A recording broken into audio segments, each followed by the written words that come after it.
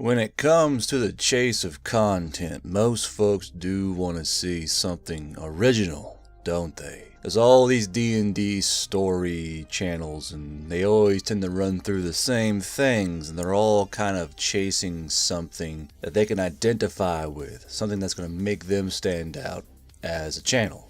Well, today I'm writing something just for you guys. Something original, at least in writing. It's a concept we all know and love that all stems from a book from way back when.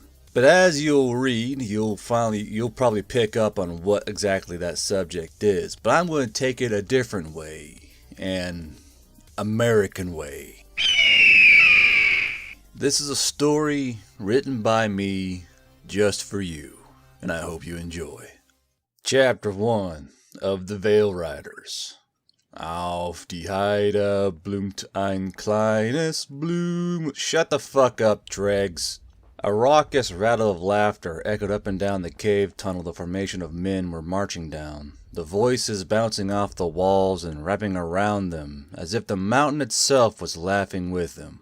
At the head of the formation was Tom Yule, a large man at 6 foot and heavily haired. A braided beard ran down his chin and shaggy curling locks falling outside his bald cap, and the man he was speaking to was Dakota Dreggs, a wiry man that grinned at Yule cheekily. Dreggs was from New York, Yule from Oklahoma, and almost all of the states of America were represented as the 75 men and women walked into the darkness, their flashlights casting shadows on the damp rocky walls.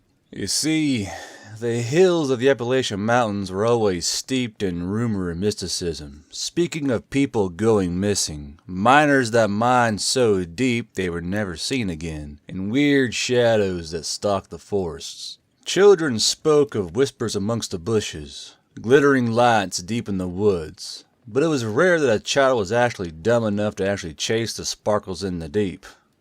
Until one was.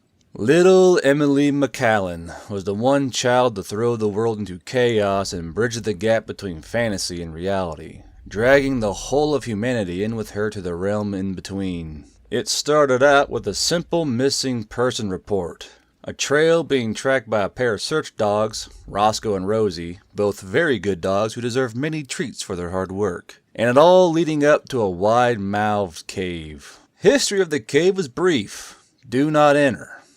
A pair of explorers were hooked to drag lines and slowly entered the cave with their lights and began calling out for little Emily. After an hour, the line suddenly tightened and went slack. The team on the outside began to truly panic when, in winding back the drag lines, they found the line severed so neatly it was almost as if a giant scissor had come down and chopped the line right in half. Their radios were silent. The only thing greeting them was a static on the other end. A few of the team actually ran into the cave, going as far as they dare, and stopped right where the footprints of those who went before abruptly terminated. Their hair stood on end, rippling up and down their body as they stared into the impossible black. A darkness so deep and intense that not even their LED flashlights could even pierce the murk that ran along the walls. By the time they emerged from the cave opening, they were drenched in sweat and covered in small wounds from colliding with the walls during their escape. No matter who they sent in, whether it was human, animal, or robot, nothing ever came back from the Veil, as some began to call it. Research came to a hard halt when a pair of college scientists were able to somehow receive and understand a signal from the Veil itself, translating it after much sweating of the brow.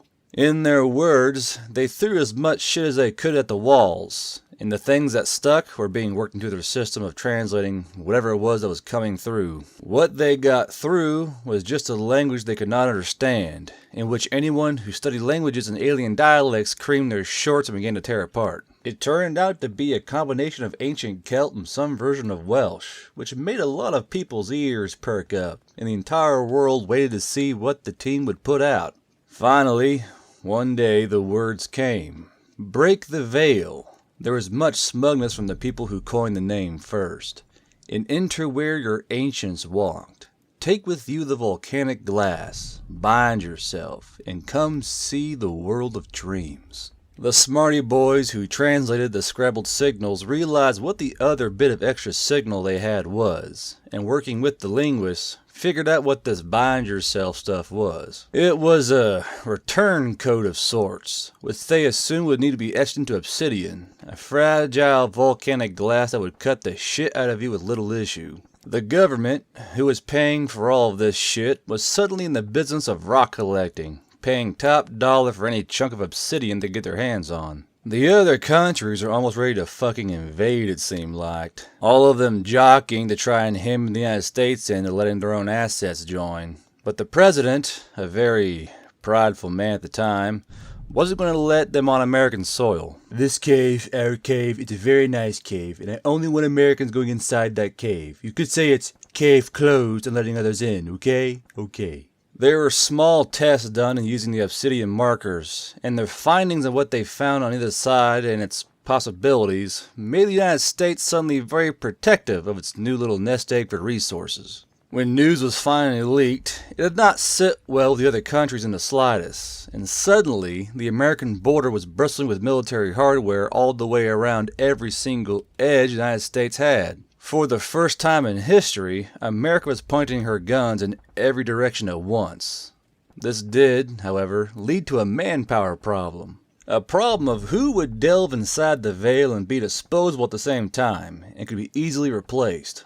The American government, as military advisors, pleaded their case, stating that the country needed them and that they had invested money and training into their more professional soldiers. Ideas were thrown around, until a bright idea came from the other branches of the Army and the Marines, both of the advisors having been leaning towards each other and talking the entire time. A light bulb had gone off in their heads, and they brought forth their combined efforts. What about militia?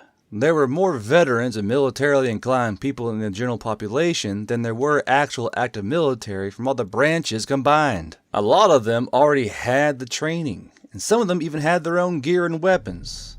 A little bit of funny money thrown at them, and perhaps they could be the well-armed guinea pigs who established a foothold on this new world. Well, sure was a good thing this was America doing this then, wasn't it? Word spread from around the internet that they were looking for a few good citizens who were willing to go into the unknown and explore a realm unknown to all. However, most of the professional mercenary companies were looking more to capitalize on the soon-to-come war they could all smell stinking on the wind. And others were too afraid to risk getting gored open by some mythical beast, or risk leaving the light of God and never going to heaven.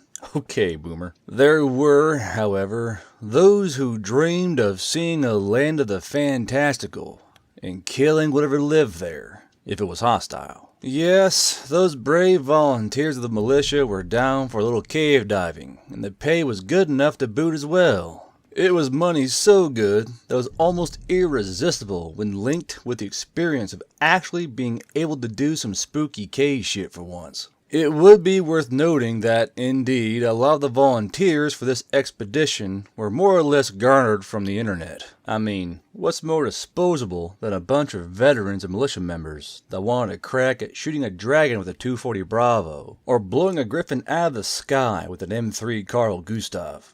The government was more than happy to sign off on the equipment, cut the checks, and sent the merry men and women of the Veil Walkers on their way. Their unit patch being a gun-toting unicorn wearing aviators. Their gear was a scattered collection of many different countries and military surplus, some going as far as to only take the IOTV offered by the US military.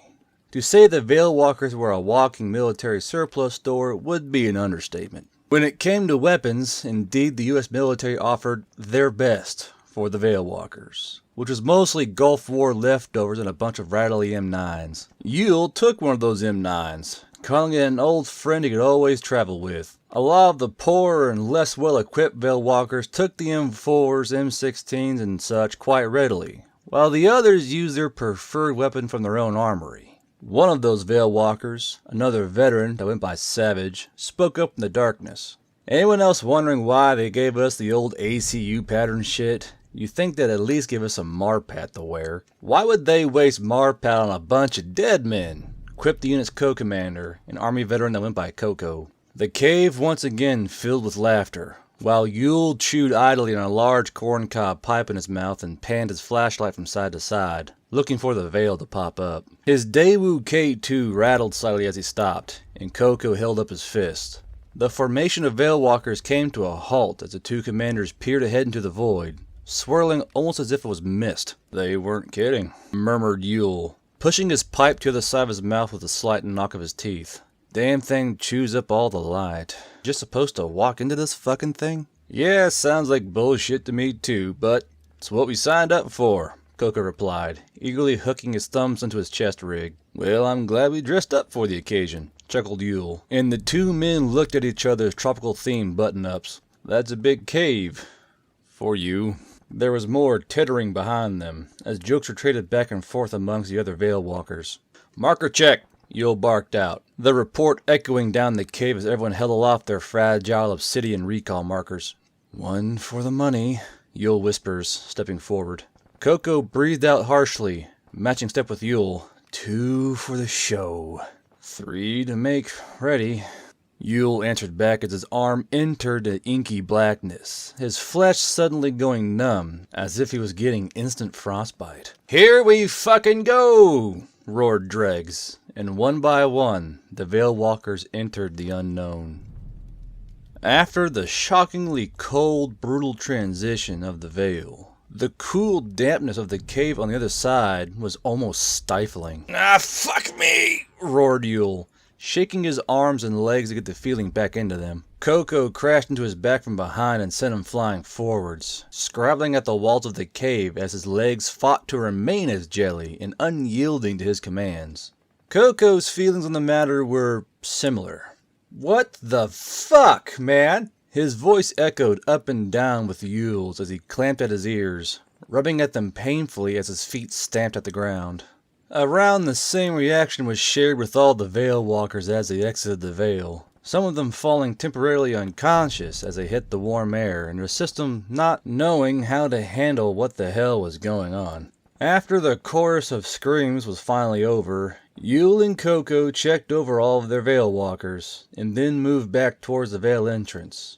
There was a pause, and then 4 crates appeared, just the flat facings of them. At least they keep their word, I suppose, Yule thought, and they began yanking the crates all the way through the Veil. These were to be their rations and survival gear, enough to keep them fed, watered, and warm until they were due to rendezvous back with the team on the other side. Everything was split up among the troopers as well as extra ammo distributed, just in case. The call to move out was ordered, and the Veil Walkers began their walk out of the cave. It smells different here, a voice echoed from the rear, and indeed it did smell different here. Older, yet somehow cleaner. Coco pointed the barrel of his FAL down at the dirt of the cave path. Tracks. Heads on a swivel, people, Yule called out, and he himself looked down at the tracks. A set of small ones and 2 other sets of larger ones. These sets of tracks were different from the first arrival team, since they were older and not all in one place. Yule sniffed a little and ground his teeth onto the stem of his pipe. He told himself he would try and find that little girl's body if he could, but how the hell could he even promise that there would be a body to find? There was no telling what was near the outside of this tunnel. As quietly as they could, and rifles at the low ready, the Veil Walkers stepped along the path until they turned a corner, and a dusky skylight drifted down the sides of the jagged rock. Daylight. Boys, we're near the exit. I want those weapons on fire, and if you got a giggle switch, get it chuckling. Gonna get me an elf, babe, just you wait, Toby, was heard from behind. There was a wave of clicks as all the weapons went hot as word was passed down. A heavy weapons team racked their cruisers, locking into place the bolts of multiple M249s, 240 Bravos, and the meaty chunk of a single M2 that they all agreed should be named Black Betty, Bam-a-lam. They had her and her tripod ready to deploy, being carried by the both of them. The army almost didn't part with the M2, but the question of what if there's a fucking dragon was enough to let them borrow an older model. Black Betty's date and number marked her as an ancient Korean War model that was a warehouse queen, and after dusting her off, spraying her down with enough whale sperm to drown a small child, and giving her a good wipe-up, she was alright enough to mow down unicorns and elves. The formation crept forward right to the mouth of the cave. The soft, warm air of an unknown morning caressed the faces of Coco and Yule. As planned, Yule said, poking his ball-capped head around the edge of the cave lip. Yeah, as planned, Coco affirmed, his trigger finger trembling just as hard as Yule's was. As a matter of fact, the entire cave sounded as if a bunch of bats were very cold and their teeth were chittering from how hard everyone was trembling. Go! Coco roared as Yule raised up his Daewoo and launched forward, the two of them rushing out of the cave in split directions. The rest of the unit poured out of the cave entrance like a horde of ants that got wind of a cherry lollipop, running the number of steps they were told to. Each member of the unit bounded forward to set up a quick cascading line of fire to cover any direction, like a giant U-shape in the mouth of the cave, as the crew serfs ran out and set up on whatever high ground they could find, mostly being the edges of the cave and its connected hill. The only thing that greeted them, as they all deployed out in formation, was the morning wind. The air was clean and crisp, warm and inviting, as if it was an old friend, welcoming them back from a long journey. The sun was rising from the horizon so vividly colored that many of the Veil Walkers had trouble yanking their eyes from it.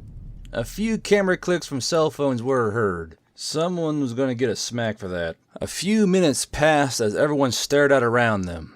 The area was free of any buildings or any unnatural structures, with only a few clusters of trees nearby and other larger hills in the distance. A rather long tree line could be seen in the distance, and a Veil Walker who took care of hummingbirds back home took note the birds that flew around them overhead and in the distance were very similar to the ones they had seen through his years of bird care. Eyes peered through sights, and gun barrels swung back and forth slowly as everyone searched for targets. After a solid 5 minutes of silence, Yule and Coco waved at each other, signaling they saw nothing, and got the lads in order. A female Veil Walker on one of the 240 Bravos cursed angrily and picked at a wedgie, growling to her female compatriot that the two of them wearing combat thongs was a stupid idea. As everyone stood up and looked around more intricately, a call went up from a sniper named Domino. Domino hopped from one foot to the other, his hands drumming on his M24 excitedly. Hey,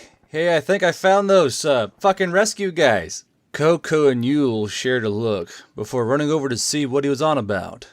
He had indeed found the lost rescue team, or what was left of them, anyway. And there you have it, the first chapter I've written up for the Veil Walker series. I hope it's a series. I hope if you guys like this enough, I'll keep writing it for you guys, and, I'll insert memes into it, like you all saw, like, it's a big cave for you, kind of shit. This is that kind of brevity that brings reality to these kind of stories, I think. If you like this story, please comment down below and let me know. I'm going to rate the story off of the replies and likes of whether or not I should continue it or not. Of course, if you like stories like this, be sure to subscribe to Nerdbeardia and click the bell icon so you know when the videos are released through the week. Additionally, be sure to stop by Neckbeardia for even more story goodness. We're all friends here after all. There's also a link to the Discord down below in the comments. This has been Guard Bro, and I will see you next time.